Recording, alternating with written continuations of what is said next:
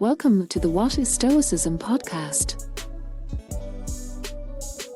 There's a small but telling story recounted in the book From a Soul Friend by John O'Donohue that perfectly illustrates what the Stoic Seneca meant when he wrote that the greatest obstacle to living is expectation, which depends on tomorrow and wastes today. The story goes like this.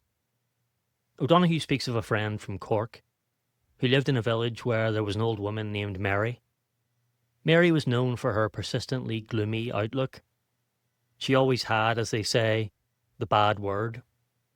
One beautiful May morning, when the sun was shining, the flowers were in bloom, and the world looked as though it wanted to dance, this man encountered Mary and remarked, "Isn't it a beautiful morning, Mary?"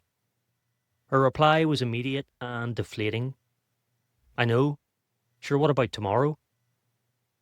Mary's response is funny, but it's also painfully familiar. She couldn't enjoy the beauty directly in front of her, because her mind had already raced ahead to whatever trouble tomorrow might bring. The present moment, alive with warmth, colour and possibility, was sacrificed to an imagined future that hadn't yet arrived. O'Donohue uses the story to make a subtle but powerful point. The way we imagine our future can end up shaping it. Expectation doesn't merely anticipate tomorrow, it colonizes it. Many of the troubles we suffer, or believe we suffer, don't actually belong to us yet. They're troubles we borrow from an imagined future, and then carry unnecessarily in the present. In his On the Shortness of Life essay, Seneca condenses the whole problem with precise, haunting beauty. They lose the day in waiting for the night, and the night in dreading the day. It's hard to add anything to that line without dulling its edge. It captures the tragedy of a life spent anywhere except where it actually is. Beauty goes unnoticed, peace goes unfelt. Today's traded away for a tomorrow that may never arrive. At some point for all of us, there will be no tomorrow left to dread. It's only when we genuinely accept that fact, not abstractly but emotionally, that we begin to appreciate the small, ordinary sources of beauty available to us now. After all, tomorrow was never truly within our grasp. The only day we ever experience is the current one. And if that's the case, why lose it? This focus on the present moment, on stripping away unnecessary mental noise, wasn't unique to Stoicism, and the Stoics themselves never pretended it was. It's easy to forget that they didn't reject wisdom simply because it came from outside their own school. Seneca in particular was remarkably open to insights wherever he found them. In one of his moral letters, he even justifies quoting Epicurus by pointing out that wisdom doesn't belong to any one philosopher. Truth, he says, is public property. In philosophy, as in politics, we can approve parts of an argument without signing on to the whole system.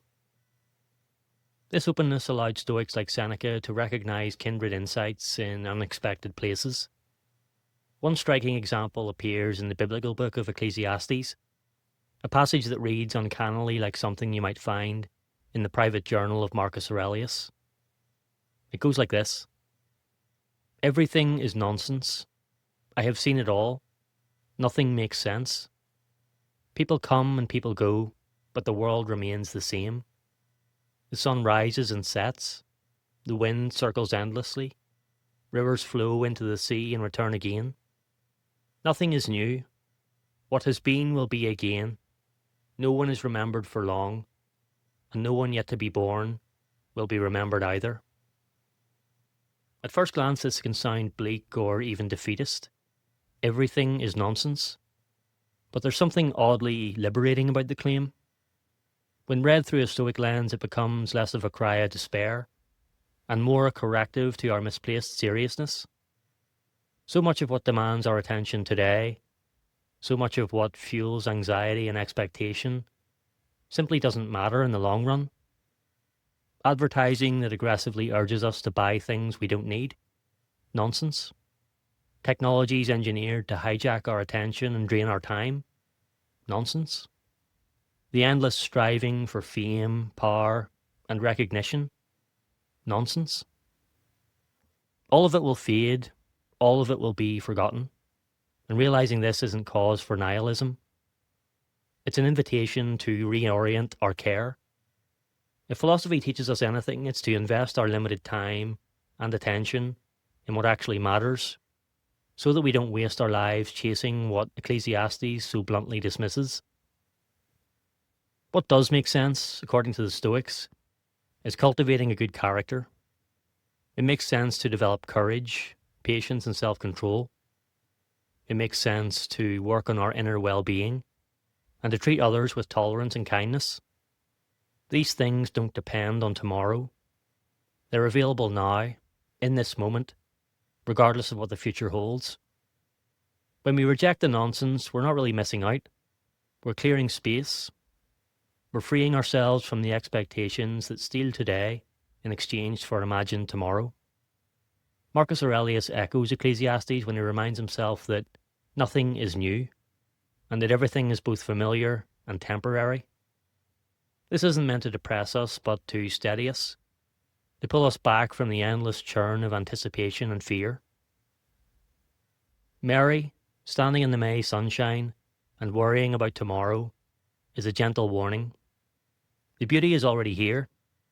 The day is already happening. If we're always waiting for what comes next, we risk never actually living.